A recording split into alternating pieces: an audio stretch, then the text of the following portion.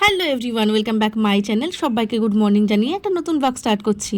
আজকে হলো গিয়ে সোমবার, আর বাড়ি থেকে আসার পর এত সর্দি লেগেছে আমার, একদিকে নাক টানতে টানতে জান চলে যাচ্ছে, একদিকে মুছতে মুছতে চলে যাচ্ছে।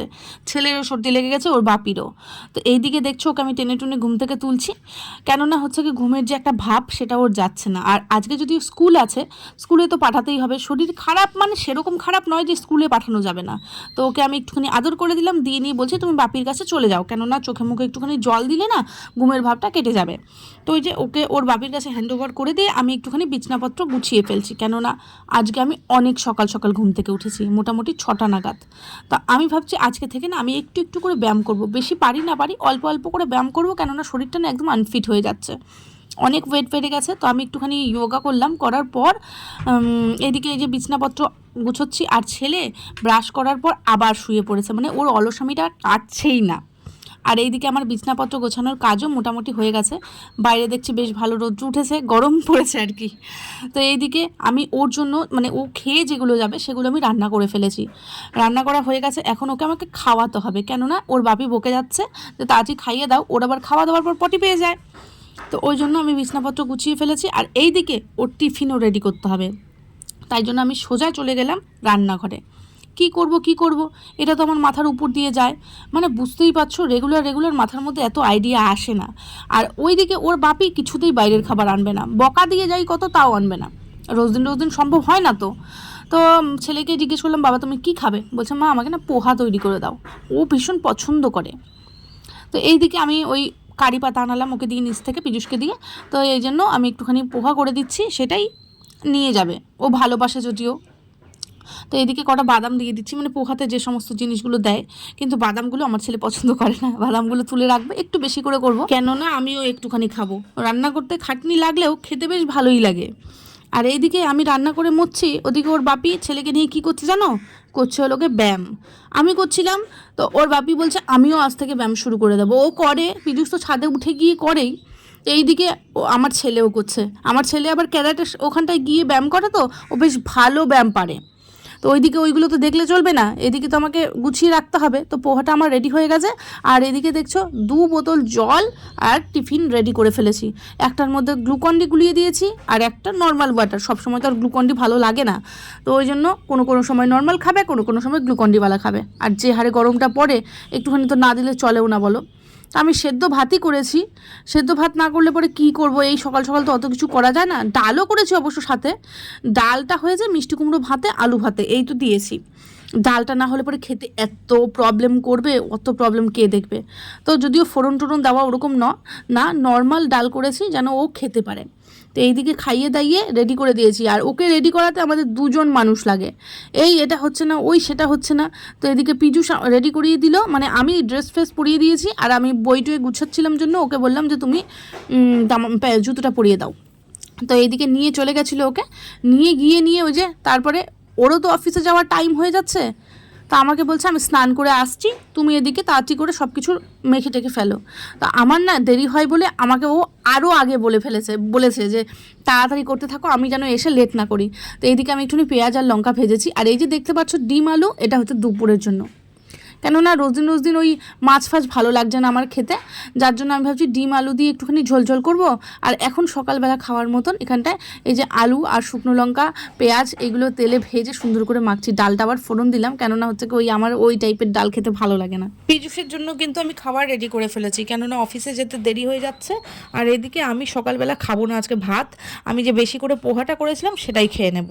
তো সকাল গড়িয়ে দুপুর, আর অনেক কাজকর্ম ছিল সংসারে, একদিন দুদিন না থাকলে পরে সংসারে কত কাজ ঢিপ হয়ে যায়। বাড়িতে এসে সেই হালটা শক্ত হাতে ধরেছি, কেননা আমার কাজগুলো তো আর পীযূষ করতে পারবে না। তো আমার যে সমস্ত কাজ মানে কাচাকুচি করলাম, ঘর টর মোছামুছি করলাম, করে একবার স্নান করে এই যে ফিরলাম। আর আমিও স্নান করে বেরিয়েছি ছেলেকে নিয়ে, ওর বাবা অফিস থেকে একবারে চলে এসছে ছেলেকে নিয়ে স্কুল থেকে, কেননা খাবারও টাইম হয়ে গেছে। তো আমাকে বলছে সঞ্চিতা ছেলেটাকে স্নান করিয়ে দাও, একবারে দুজনে মিলে খেতে বসে যাই। ওরা দুজন বাপ বেটা একসঙ্গেই বসে, মানে আমি যতদিন বাড়িতে থাকবো না আমার কাজগুলো কিন্তু ওভাবেই পড়ে থাকবে, আর কেই বা করে দেবে, আমি একমাত্র মহিলা এই বাড়িতে, বুঝতেই পারছো। তো এইদিকে বাব্বাটা দুজনে মিলে বসে পড়েছে খাবার জন্য। তো পীযূষ আমাকে বলছে বেশি দেরি করো না, কেননা ও অফিসে গেলে অন্য কেউ আরও খেতে যাবে। তো তো এইদিকে বাবাকে বলেছে, বাপি আমাকে একটুখানি মেখে দাও, কেননা আমার মানে আমি না কন্ট্রোল হয় না অত টাইম ধরে খাওয়ানো। সকালে অনেক কষ্ট করে খাইয়ে দেই, পিজুসি কিন্তু বেশিরভাগ টাইমটা মানে ধীরে সুস্থে সুন্দর করে খাইয়ে দেয় ওকে। আর এদিকে খাওয়া দাওয়া করে নিয়ে একটুখানি শুয়েছিলাম, বিশ্বাস করতে পারবে না, এত শরীরটা খারাপ লাগছে, নাক দিয়ে অনবরত জল পড়ছে। তো দরজায় এসে এত নক করছে, বাধ্য হয়ে খুললাম, খুলে দেখি বিপন্নার মা নিচ থেকে মানে নিচতলার। ও বলছে ও বিয়ে বাড়িতে যাবে, আমাকে একটু সাজিয়ে দে।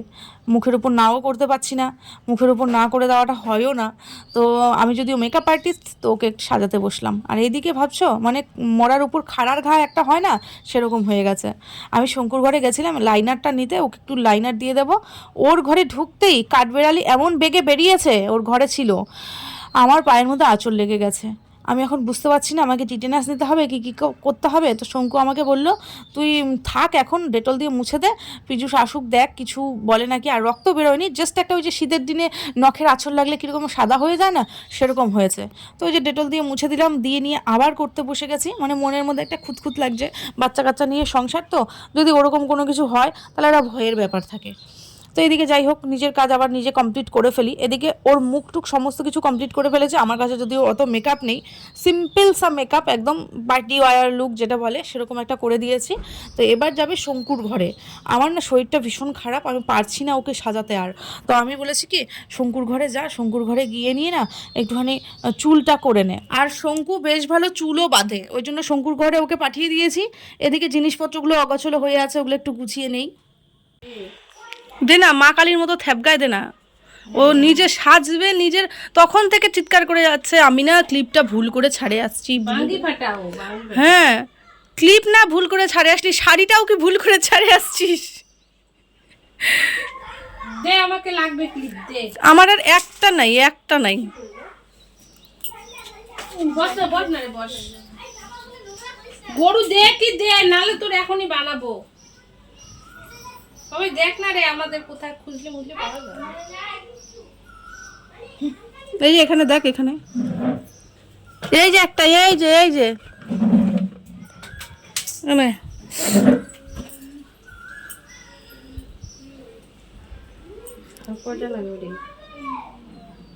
কাকড়া ক্লিপ লাগাই দে।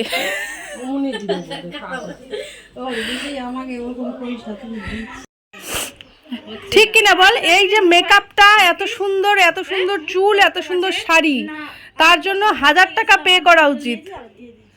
এই শঙ্কু, ও 1000 টাকা চা ওর কাছে, আমি এত সুন্দর মেকআপ করে দিছি, শাড়ি পরাই দিছি। আর ও তো হেয়ার আর্টিস্ট, মেকআপ আর্টিস্ট যেরকম হয়, ও হেয়ার আর্টিস্ট। ওই বলে কি যেন বলে, ইয়ে করবে 100 টাকা দিয়ে মানুষের কাছে নেওয়া শেষ, ফেসিয়াল করে। ফেসিয়ালটা করে আসছে ওকে না 500 টাকার ফেসিয়াল ও বলে করবে বলে 150 টাকায় 500 টাকার ফেসিয়াল 150 টাকায় করবে। ওটা ফেসিয়াল না রে, ওটা অন্য কিছুই করে দিছে ওকে।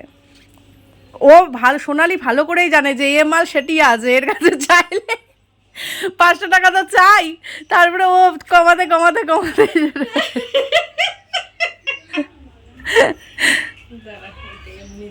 ওকে খুব চাটা হচ্ছে রে, বাজারি কষ্ট পাচ্ছে, আর চাটিস না।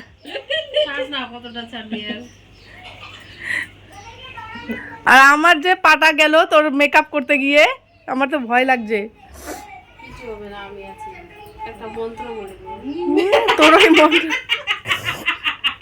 তোর ওই মন্ত্র তোর কাছে রাখ।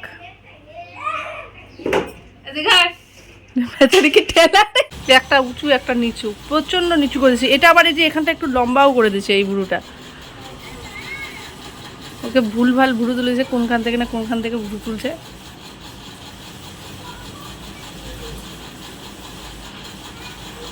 ফাইনালি এতক্ষণ পর রেডি হয়েছে। তো তোমরাই বলবে যে আলটিমেটলি ওকে কেমন লাগছে। একদম মেকআপ করে না কোনো সময়, আমি ওই জন্য হালকা পাতলা একটা লুক করে দিয়েছি, যেন দেখে নিয়ে ওরকম ভূতনি না লাগে।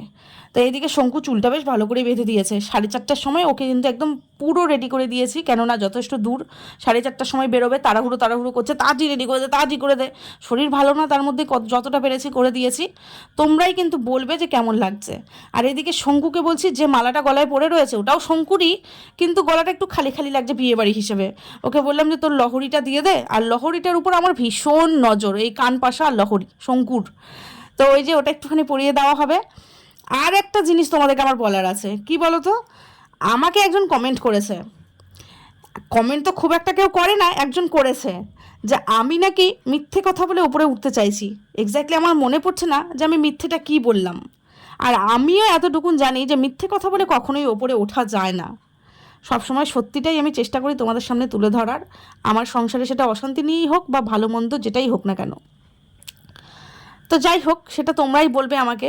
আর এই দিকে ওকে সাজিয়ে আসার পর শরীরটা প্রচণ্ড খারাপ লাগছিল, শুয়েছিলাম। তো বরকে বললাম তুমি ছেলেটাকে আজকে পড়াও, আমার আজকে ইচ্ছা করছে না।